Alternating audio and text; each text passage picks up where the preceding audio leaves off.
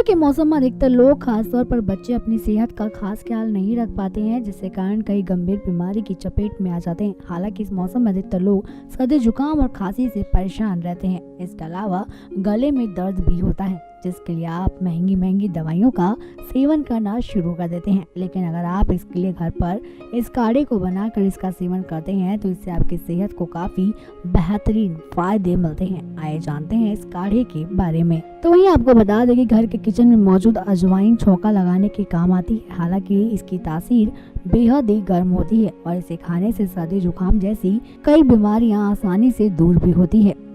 आइए जानते हैं अजवाइन का काढ़ा आप कैसे बना सकते हैं। जी हाँ, इसके लिए आप सबसे पहले अजवाइन को लें और 1 गिलास पानी को उबाल लें।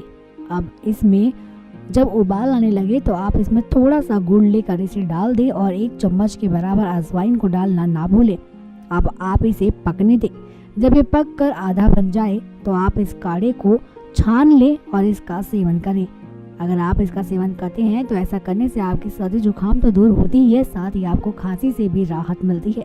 इसके अलावा आपकी पेट की कई समस्याओं को भी आसानी से दूर करता है, तो बेहतर होगा इस काढ़े का सेवन करना ना भूलें।